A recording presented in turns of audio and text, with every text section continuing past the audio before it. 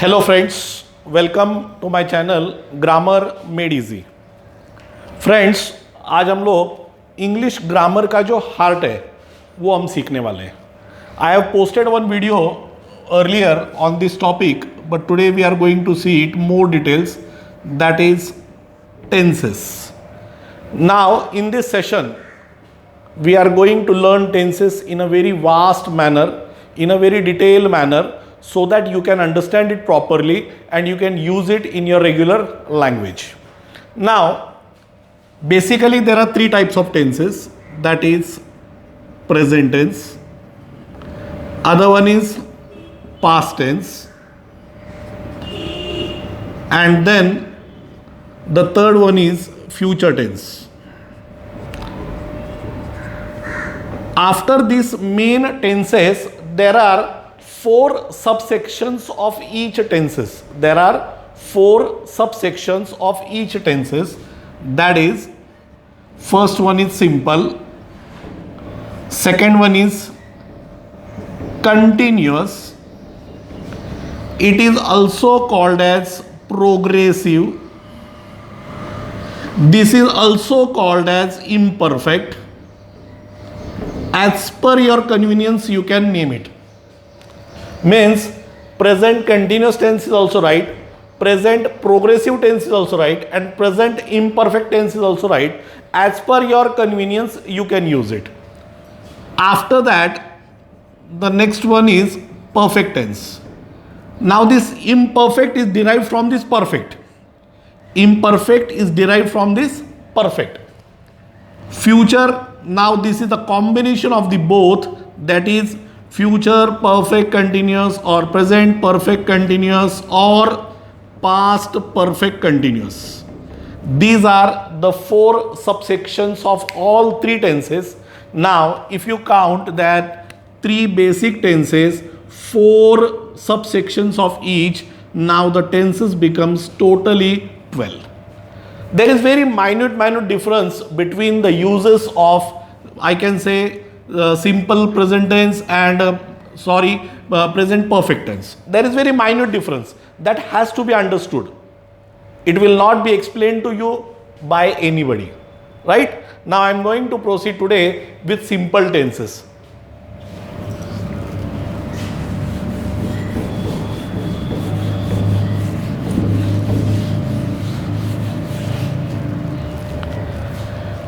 Friends, today we will first see, that is simple present tense. Simple present tense. Now what is the structure of the formation of sentence? When you want to form a sentence, first you need subject. Subject के बिना आप sentence नहीं form कर सकते. उसके बाद में आपको सबसे इंपॉर्टेंट वर्ड जो है वर्ब, दैट इज नेसेसरी, और उसके बाद में आ जाएगा object. That means first subject followed by verb followed by object. मतलब सबसे पहले सब्जेक्ट आएगा, बाद में वर्ब आएगा, बाद में ऑब्जेक्ट आएगा. अब after this structure we should know the type of sentences and where simple present tense is used. Friends, simple present tense can be used to show your likes, show your dislikes, show your habits, show your routine work. These are the four things for which we are normally using simple present tense. I'll repeat. First one is your likes, second is your dislikes, third one is your habit, and the fourth one is your routines. मतलब अगर मुझे किसी को बताना है कि मुझे क्या अच्छा लगता है तो मैं सिंपल प्रेजेंट टेंस यूज करूंगा. मुझे क्या अच्छा नहीं लगता फिर भी मैं सिंपल प्रेजेंट टेंस यूज करूंगा. मेरी आदतें क्या है या और किसी की आदतें क्या है वो मुझे अगर किसी की बतानी है तो मैं सिंपल प्रेजेंट टेंस यूज करता हूं. और अगर मुझे किसी का एक रूटीन वर्क, जो काम वो हर रोज करता है या मैं हर रोज करता हूं, वो अगर मुझे एक्सप्लेन करना है तो मैं मेरे रूटीन वर्क को शो करने के लिए भी सिंपल प्रेजेंट टेंस का यूज करता हूं. Friends, the very important word in any tense is verb. If you concentrate at verb, see, subjects are normal. If I am to say I, it will be common in all 12 tenses. If it is an object, it is also going to remain same in all 12 tenses. But the thing to be understood is that the verb in all tenses is going to change. It is not going to remain same in any two tenses. Even any two tenses. If I am using something in simple present tense, simple past tense, it will be different. If I am using something in simple present tense, in present continuous tense, it will be different. So this thing is going to change. Subject and object, they are never going to change. Only the thing changes. सिर्फ और सिर्फ अगर कुछ change होता है तो verb change होता है, और हमको वर्ब को ही देखना जरूरी होता है. अगर हम वर्ब का स्टडी प्रॉपरली करें कि वर्ब कैसे चेंज होता है, तो दुनिया की कोई ताकत आपको टेंस में आपका सेंटेंस रॉन्ग नहीं कर सकती. Now first of all I will explain you the types of verbs, how verbs go on. See, there are 5 types of verb: V1, V2, V3, V4 and V5. First I will explain you the names of these tenses. See, V1 is present. For example, if I take eat, a very simple verb I will take, eat. दूसरा होता है past tense, जिसको मैं लिखता हूं ate. Third होता है past participle, जिसको मैं यहां पे लिखता हूं eaten. ये होता है प्रेजेंट पार्टिसिपल, और यहां पे मैं लिखता हूं ईटिंग. और last one is again present tense, which one is in the first row, but here there is a suffix of S और ES. Present tense, again present tense. इसका जो डिफरेंस है, ये कैसे कब यूज करते हैं, if you go through my video of uses of do and does, you will remember and you will understand it properly. We use eat for all the plurals including I. Here we use eats, we use for all singulars excluding I. I को छोड़ना है बाकी सबके लिए. अगर कोई singular, अगर कोई सब्जेक्ट है तो उसके लिए मैं ईट्स यूज करूंगा.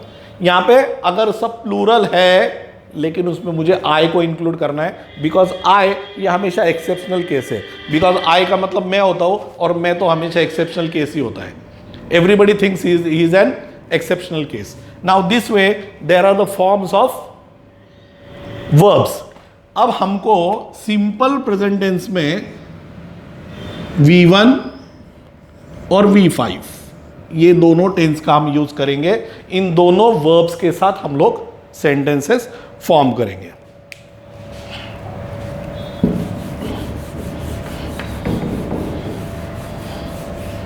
I will show you some examples how to form a sentence and how to write a sentence. I say, my brother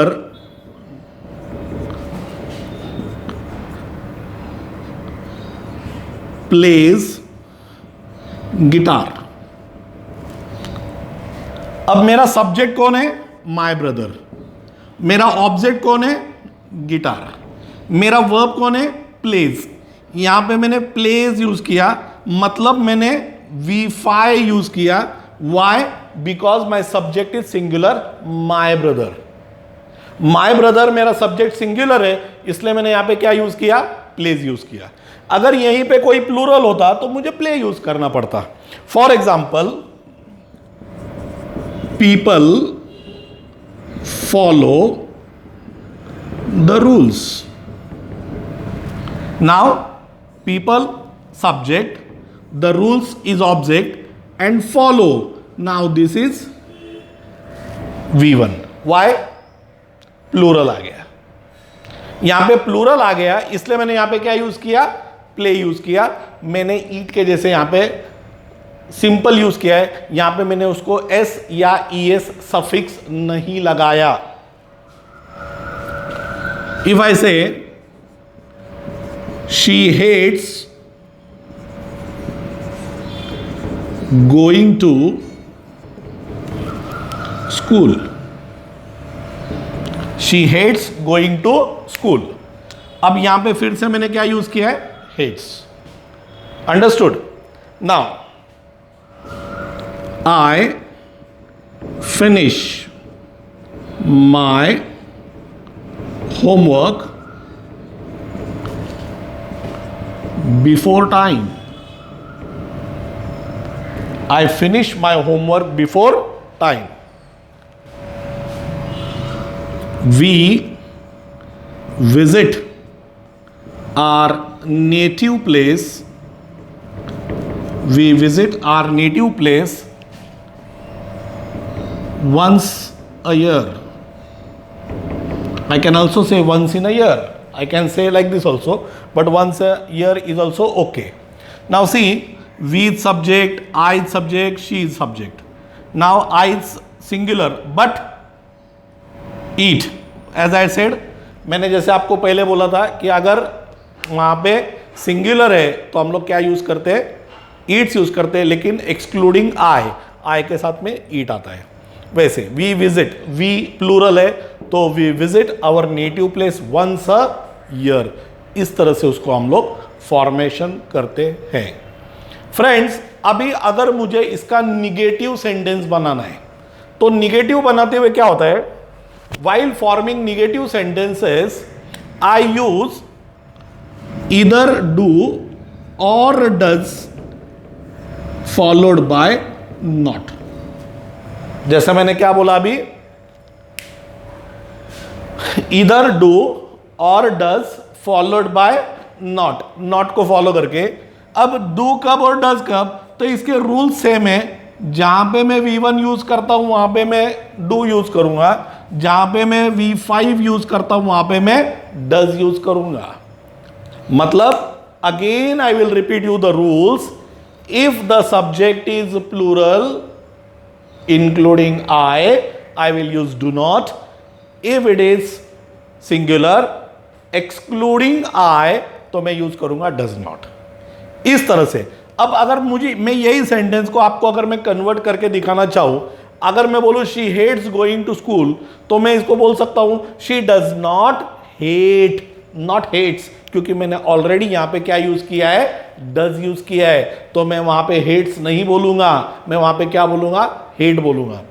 so she does not hate going to school. अगर मुझे ये sentence लेना है तो मैं क्या बोलूंगा, we visit our native place once a year, we do not visit. We के साथ में क्या यूज किया, मैंने डू नॉट यूज किया, मैंने डज नॉट यूज नहीं किया। So we does not visit, sorry we do not visit our native place once a year. मे भी 2 साल में करते होंगे, मे भी 3 साल में करते होंगे, लेकिन 1 साल में पक्का नहीं करते, तो इसके लिए मैंने यहां पे क्या किया, डू नॉट यूज किया। Suppose my brother plays guitar, my brother does not play guitar. People do not follow the rules, do not, why, plural है, प्लूरल है इसलिए मैं डू नॉट यूज कर रहा हूं। अगर यही सिंगुलर होता तो मैं इसको डज नॉट बोलता। Understood friends? I hope you understood simple present tense in a proper way. Okay, thank you.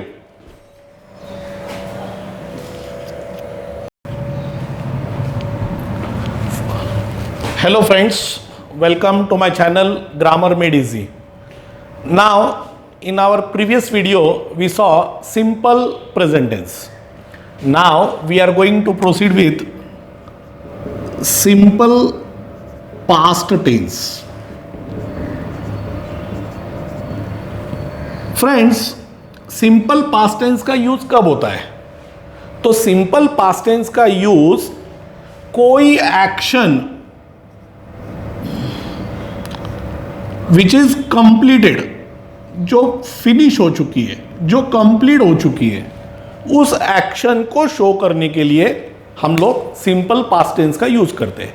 Mean simply हमको क्या बताना है, सिंपली हमको सिर्फ ये बताना है कि वो एक्शन हो चुकी है, ये काम हो गया है, ये काम पूरा हो चुका है, ये बताने के लिए हम सिंपल पास्ट टेंस का यूज करते हैं। मीन्स अगर मुझे कोई काम बताना है कि मैंने खाना खा लिया है या मैंने खाना खा लिया, तो मैं सिंपल पास्ट टेंस यूज करता हूं, that I took my meals. मतलब मुझे सिर्फ ये बताना है कि मैंने ये काम किया है, मैंने लेटर लिख दिया है, तो आई रोट अ लेटर, मुझे सिर्फ इतना बताना होता है, तब मैं सिंपल पास्ट टेंस का यूज करता हूं। अब as per hour rule first हम लोग देखेंगे इसका स्ट्रक्चर क्या है। इसका स्ट्रक्चर है पहले सब्जेक्ट, एज यूजुअल बाद में वर्ब, और उसके बाद में आता है ऑब्जेक्ट। मतलब पहले क्या आ गया सब्जेक्ट, बाद में क्या आ गया वर्ब, बाद में क्या आ गया ऑब्जेक्ट। इस तरह से सब्जेक्ट, वर्ब और ऑब्जेक्ट, ये तीन चीजें आती है। मैंने पहले भी आपको इसके पहले के वीडियोस में ही बताया कि सब्जेक्ट सब में कॉमन है, ऑब्जेक्ट सब में कॉमन है। चेंज सिर्फ हमको कहां दिखाई देता है, वर्ब में। तो अब यहां पे हम लोग क्या यूज करेंगे वो देखो। जैसे हमने अभी वर्ब के फॉर्म्स लिखे थे, तो सब्जेक्ट के बाद हम लोग लिखेंगे past tense of the verb, verb का पास्ट टेंस, वो हम यूज करेंगे। फॉर एग्जाम्पल अगर मुझे लिखना है teacher wrote notice on the board. अब यहां पे क्या हुआ देखो, टीचर क्या है सब्जेक्ट है, रोट क्या है V2 है, मतलब past tense of the verb. क्या है वो, past tense of the verb. Notice क्या हो गया, ऑब्जेक्ट आ गया। अब नोटिस क्या हुआ, ऑब्जेक्ट हो गया। मतलब टीचर सब्जेक्ट है, नोटिस ऑब्जेक्ट है। अब यहां पे क्या हो गया, रोट हो गया। जैसे हम लोग सिंपल प्रेजेंट टेंस में रहते तो हम लोग राइट या राइट्स लिखते थे, अब हम लोग पास्ट टेंस में क्या लिख रहे, teacher wrote notice on the board. I will say I washed my car. Friends इसमें ज्यादा कॉम्प्लिकेशन इसलिए नहीं है, क्योंकि यहां पे वर्ब का एक ही फॉर्म आता है, that is past tense of the past tense form आता है। इसके पहले वाला जो सिंपल प्रेजेंट है उसमें फॉर्म्स अलग अलग थे, इसलिए कंफ्यूजिंग पार्ट था। यहां पे कंफ्यूज करने लायक कोई पार्ट है ही नहीं। मतलब I washed my car. Next sentence में ले सकता हूं, students missed the homework. Students missed the homework.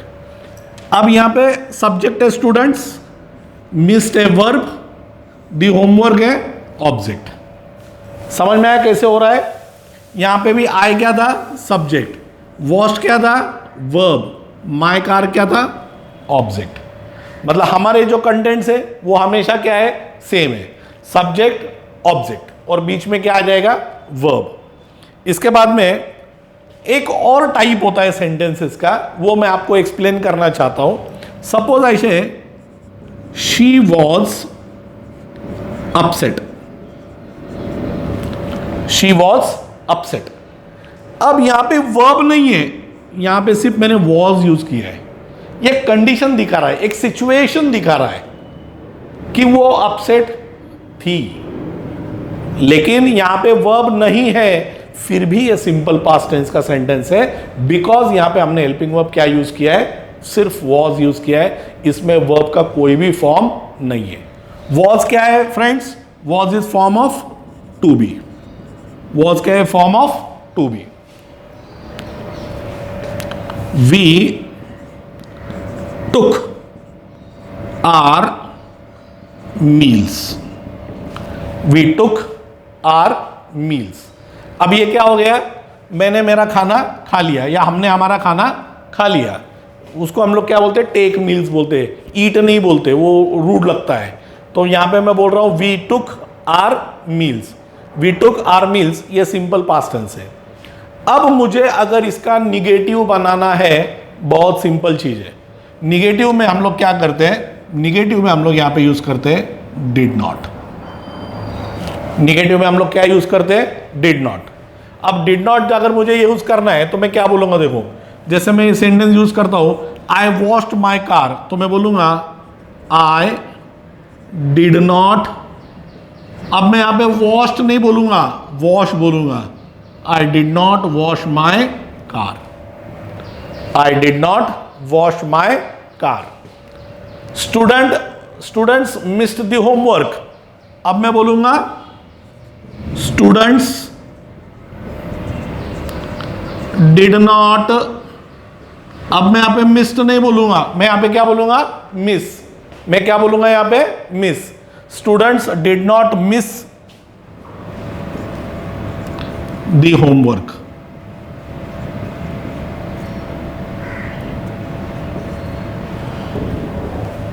Right, ये जो कंडीशनल सेंटेंसेस होते हैं, ये कंडीशनल सेंटेंसेस भी हम चेंज कर सकते हैं। ये जो कंडीशनल सेंटेंसेस है ये भी हम चेंज कर सकते हैं। मैं इसको बोलूंगा she was not upset, she was not upset. We took our meals, so we did not take our meals. Students, जैसे मैंने आपको बताया कि सिंपल पास्ट टेंस का यूज जो होता है वो सिर्फ और सिर्फ इस चीज को बताने के लिए होता है कि आपने कोई एक्शन की है, आपने कोई काम किया है, वो बताने के लिए, या किसी ने भी कोई काम किया है, कुछ चीज हुई है, वो एक्सप्लेन करने के लिए हम लोग सिंपल पास्ट टेंस का यूज करते हैं। One second, I will explain you everything. Action completed के लिए हम लोग सिंपल पास्ट टेंस का यूज करते हैं। सब्जेक्ट आ गया, वर्ब आ गया, ऑब्जेक्ट आ गया। वर्ब में हम लोग क्या यूज करेंगे, वर्ब का पास्ट टेंस यूज करेंगे। क्या यूज करेंगे, वर्ब का पास्ट टेंस।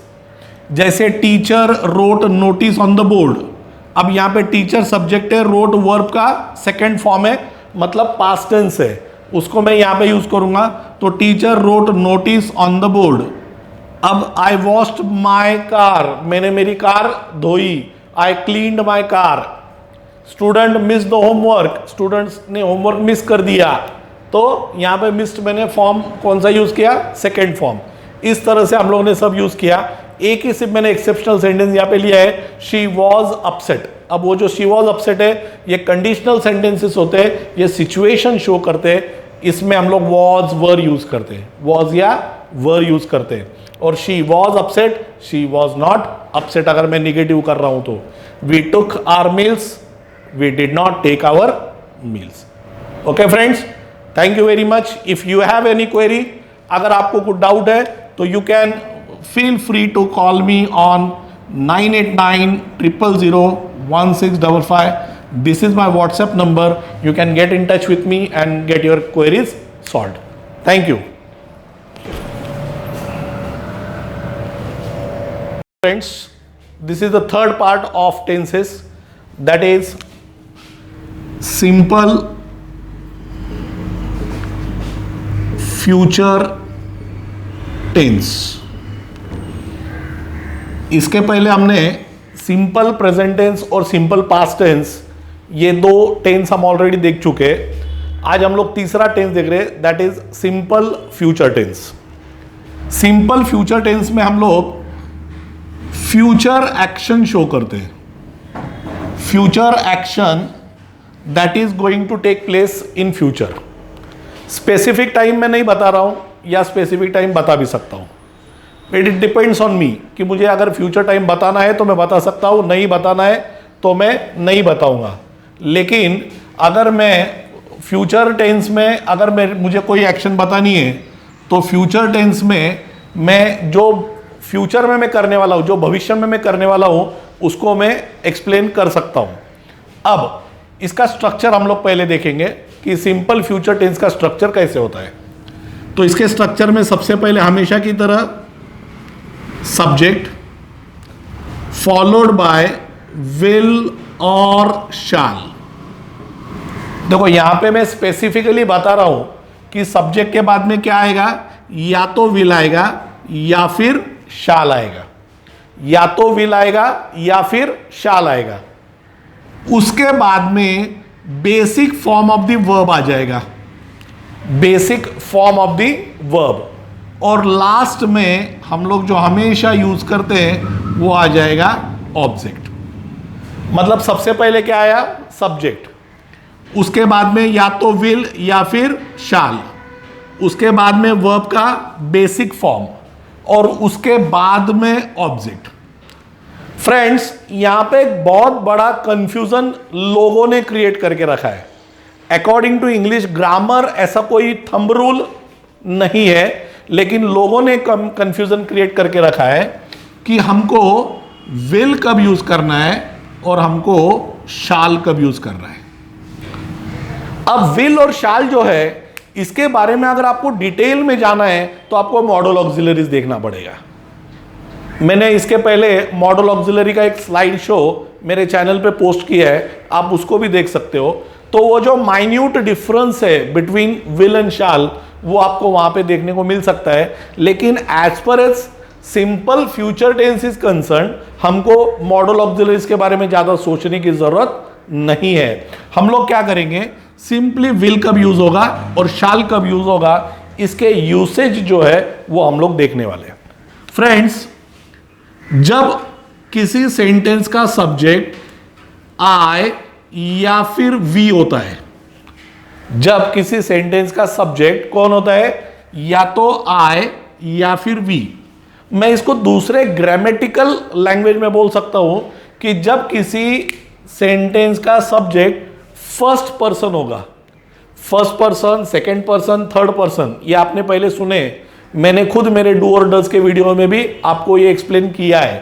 तो जब किसी सेंटेंस का सब्जेक्ट या तो आई होता है या फिर वी होता है तो हम लोग शाल यूज करते हैं। बाकी all second person, all third person, इसके लिए हम हमेशा विल का यूज करते हैं।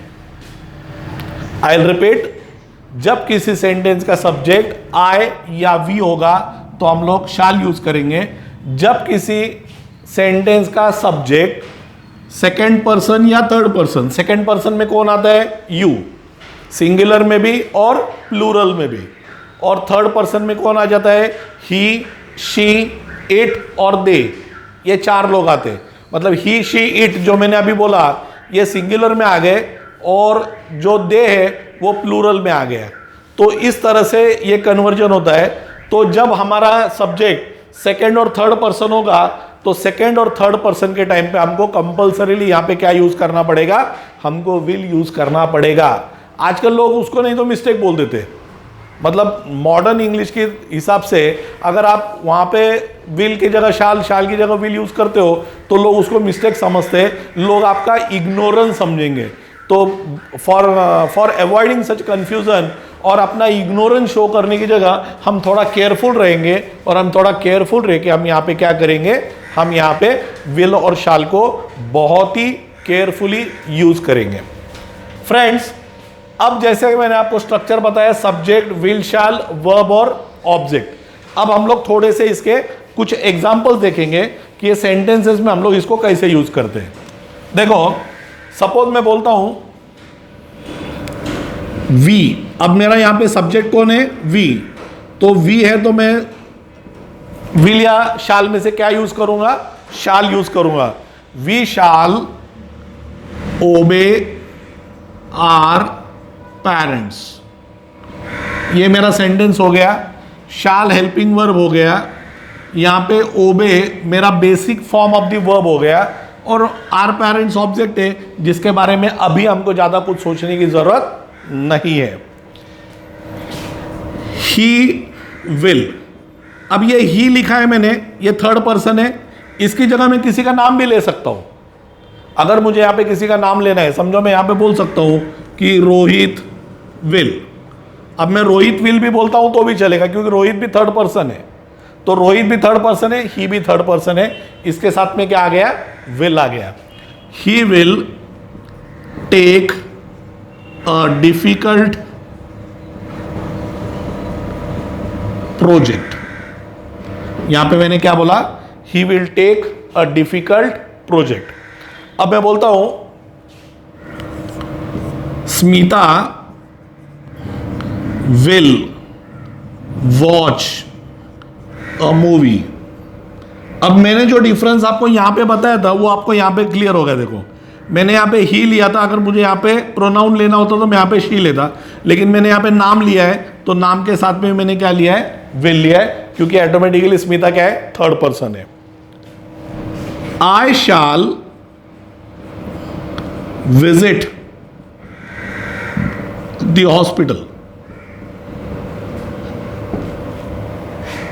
आई शैल विजिट, यहां पे हमको ध्यान देने लायक चीजें सिर्फ कौन सी है, शैल और विजिट, ये दो चीजों के पास हमको ध्यान देना पड़ेगा। ये हेल्पिंग वर्ब मैंने क्या लिया है और वर्ब का फर्स्ट फॉर्म लिया है। देखो, education board will declare the result. अब विल और मैंने यहां पे क्या लिया, डिक्लेयर। विल और क्या लिया मैंने यहां पे, डिक्लेयर लिया। अब नेक्स्ट हमको यहां पे देखना होगा, ये देखने की चीज ये है कि अगर मुझे इसको निगेटिव सेंटेंसेस बनाने हैं तो मैं कैसे बनाऊंगा। Now we are going to see about negative sentences. देखो, सिंपली विल है मेरे पास तो मैं उसको नॉट ऐड कर सकता हूं।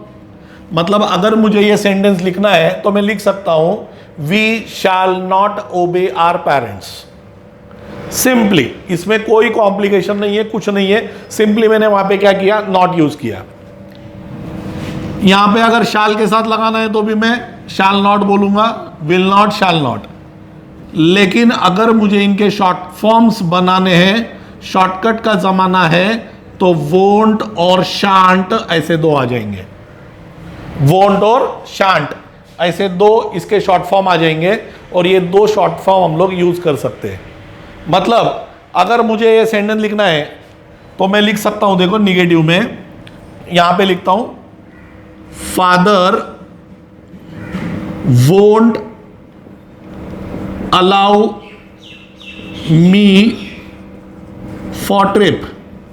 फादर मुझे ट्रिप को जाने के लिए अलाउ नहीं करेंगे, ये मैं यहां पे लिख रहा हूं। यहां पे मैंने निगेटिव बनाना था इसलिए वोंट लिया, क्योंकि फादर फिर से थर्ड पर्सन है, राइट। अब इसके आगे अगर मैं जा रहा हूं तो इसके आगे जाते हुए, वी शांट गेट